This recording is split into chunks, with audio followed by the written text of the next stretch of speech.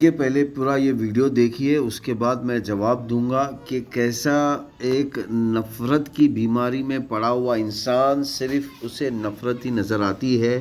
यानी कि यहाँ पर इल्म का शिकार या फिर इल्म का एक्सप्लॉयटेशन यानी कि नाजायज़ फ़ायदा लोग उठा रहे हैं। तो इसीलिए कहते हैं कि भैया जल्दी अपनी आँखों से कुरान, बाइबल, गीता पढ़िए ताकि ऐसे लोग आपका फ़ायदा ना उठा सके। चलिए सुनते हैं। चलता रहता है। ऐसा क्या हो गया है? चले जाओ उसके घरों में जाकर दरवाजा खोल के देख लो अगर इतनी नफरत हो गई है। देख लो जाके कि वो आपका ही है, आपके बगल में बैठता होगा, पढ़ता होगा। देख लो ना। आप करने को कुछ सिर्फ इंडिया तक ही सीमित हो, इससे आगे आप नहीं हो। इंशाल्लाह इस्लाम जिंदा था और जिंदा है, जिंदा ही रहेगा पूरी दुनिया में। भाई हिंदू क्या है? तुम इंडिया में रहने के बाद तुम सिर्फ हिंदू क्या है? इंडिया कौन से देश में हिंदू? ये बताओ मुझे, कौन से देश में हिंदू बताओ। भाई ये मुसलमानों की लड़ाई सीधा यहूदियों से और यहूदियों से है। यहूदी और मुसलमान ये क्या है? हिंदू ये कीड़े मकोड़े की तरह मसल जाएंगे जिस दिन। ऐसे नहीं बोलना, ऐसे ही नहीं बोलो, ऐसे ही। हालांकि इस लड़के को गिरफ्तार कर लिया गया है और अब इसकी तस्वीर सुनवाई का कार्यक्रम भी चल रहा है। लेकिन मैं धन्यवाद करना चाहता हूँ इस मुस्लिम लड़के का, जिसने कि अपने अंदर की जो बात है, जो इनकी इंटरनल कोर मीटिंग्स में होती है और जो कि मस्जिद और मदरसा में बातें चलती हैं, वो इसने सड़क पर आकर सबके सामने करी। 24 घंटे चलता रहता है। ऐसा देखिए, अब यहाँ पर ये मैं बात बताना चाह रहा हूँ कि यहाँ पर ये जो मुस्लिम लड़का है, अब इस मुस्लिम लड़के ने जो कहा वो तो इस मुस्लिम लड़के ने वही कहा, वही बातें कही जो लोग बीजेपी के कॉन्सेप्ट के मुसलमान हिंदुस्तान में रहते हैं। देखिए, बीजेपी जो एक मुस्लिम कम्युनिटी के ख़िलाफ़ नफ़रत फैलाती है, वैसे ही कुछ मुसलमान एक नॉन मुस्लिम कम्युनिटी के ख़िलाफ़ नफ़रत फैलाते हैं। तो जो कॉन्सेप्ट वहाँ पर है वो कॉन्सेप्ट वो यहाँ पर भी है।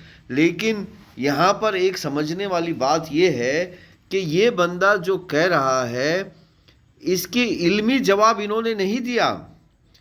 इस साहब ने इसका इल्मी जवाब नहीं दिया कि ये इल्म में क्या कह रहा है।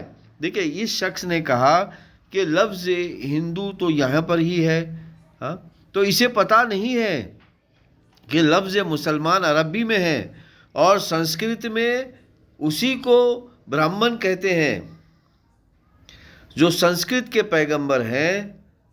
हाँ, इसे नहीं पता, इल्म की कमी है। जिस तरह आप नफ़रत फैलाते हो मुस्लिम कम्युनिटी के ख़िलाफ़, इसी तरह मुसलमानों के अंदर कुछ लोग नॉन मुस्लिम कम्युनिटी के ख़िलाफ़ नफ़रत फैलाते हैं। तो वो अल्फाज यहाँ पर ये बच्चा दोहरा रहा है। तो अब इस बच्चे की बात को लेकर पूरी कम्युनिटी के खिलाफ नफ़रत फैलाने का काम कौन करता है?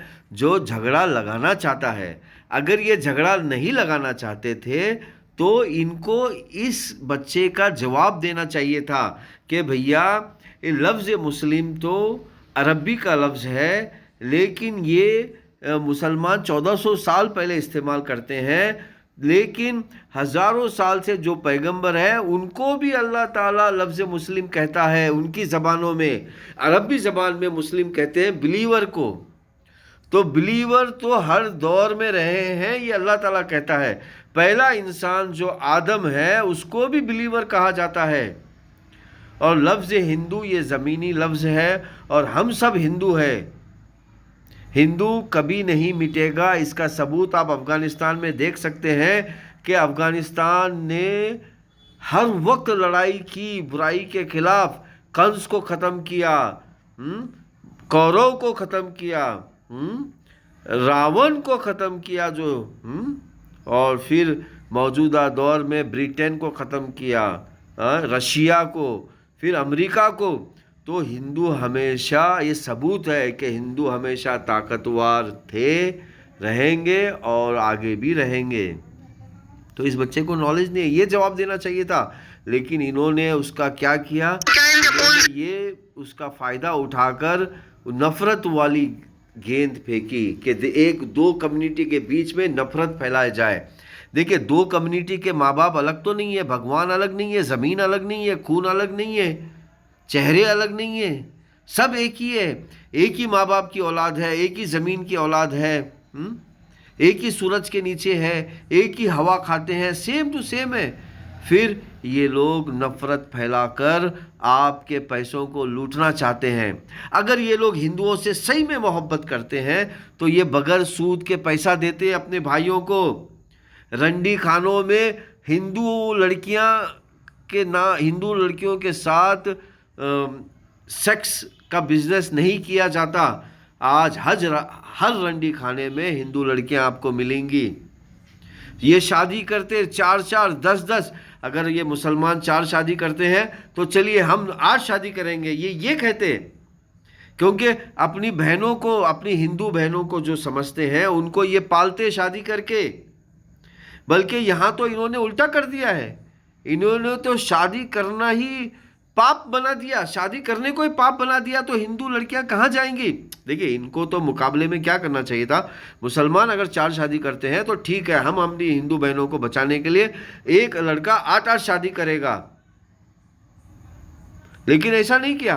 तो मेरे प्यारे भाई और बहनों, ये जो लड़ाई है ये हिंदू औरतों को और हिंदू लड़कों को बचाने की लड़ाई है। देखिए, अब ये कह रहे हैं कि हिंदुओं के पास पैसा की कमी है और हमें मदद करना चाहिए। तो ये अपने हिंदू भाइयों को बगैर सूद से पैसा देते, बगैर लोन इंटरेस्ट के पैसा देते। लेकिन आप हैरान होंगे, ये अपने हिंदू भाइयों को इंटरेस्ट के साथ पैसा देते हैं। तो ये लूट किसको रहे हैं?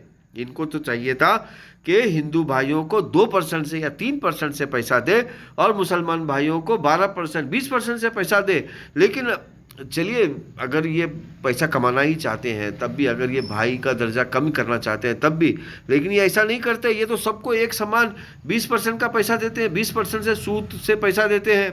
तो इसका क्या मतलब है? इसका मतलब ये है कि हिंदू हिंदू बोलो, हिंदू भाइयों को लूटो, हिंदू बहनें बहनें बोलो, हिंदू बहनों को सेक्स के कारोबार में लगा दो। तो यहाँ पर हिंदू भाइयों और हिंदू बहनों को लूटा जा रहा है। अगर आपको हिंदू बहनों को और भाइयों को बचाना है तो हिंदुइज्म ही आपको बचा सकता है। भगवत गीता, वेदा, पुराना, सुपनिषद ही आपको बचा सकता है। तो आइए हिंदुइज्म की तरफ आइए, आइए पुराणास की तरफ आइए, आइए वेदास की तरफ, उपनिषद की तरफ, गीता की तरफ आइए।